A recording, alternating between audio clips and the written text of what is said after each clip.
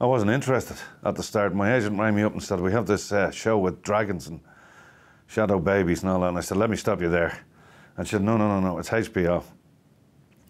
And I said, all right, I'll have a look at it.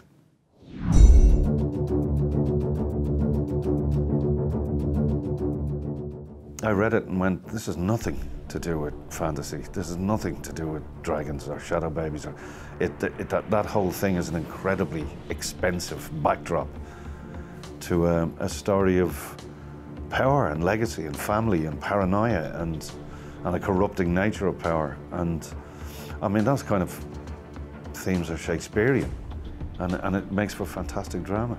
Portraying Davos has been absolutely fabulous. In a strange way, I've kind of always thought of him as almost representing the audience. You know, he asks questions or says statements that when, you know, Stannis or whoever it may be wants to get up to no good and the means justify the end, all that sort of stuff. He's the guy that kind of stands up. He's idealistic in a sense. But I really like him, and it's the quality of the writing, it's the quality of George's characters, and it's the gorgeous stuff, the words I've been given by David and Dan.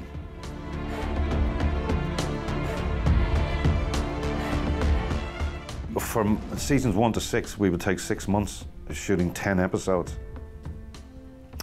This season, we've taken almost a year to shoot 6 episodes. So, I mean, logic will tell you that the size and scope of this has changed significantly. I was astonished walking around, seeing some of the sets that were built, seeing some of the additions to things. This is not just a show, this is a legacy. This is something that HBO is going to stand over and probably quite rightly make money for a hell of a long time. But they have invested so heavily in this, and specifically the last season, that it is going to be a monster. The last season of Game of Thrones makes Epic look small. It's going to be huge, absolutely huge.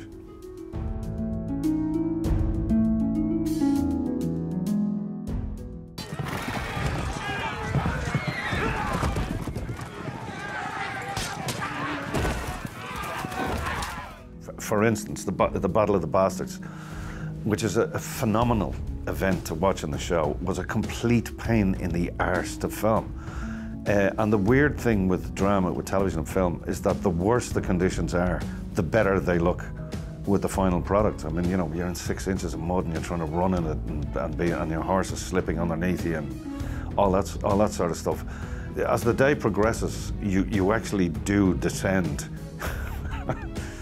into looking as awful and haggard and in bits, because you're actually in that physical frame as well as that mental frame.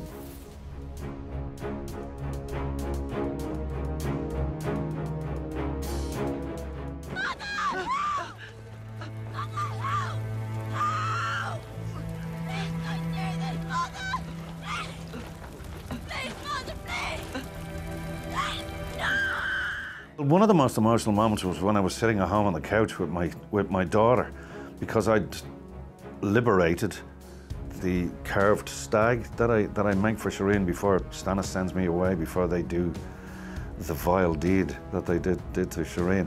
So they gave it to me, and she put it on her wall of awesome that she has in her room. When the episode came on, I told my daughter, I said, go and get the stag.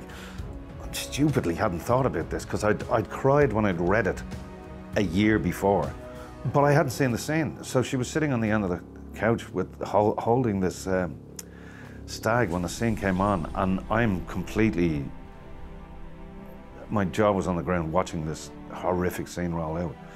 But it wasn't until I went, oh my God, and I looked down and my daughter was like bereft. She was destroyed at the end of the sofa. She was dripping tears off her. I felt like the worst father in the world for having done, because I'd put her in the experience as well by giving her the stag. So that was where, I'm not going to do that again to my children, definitely not.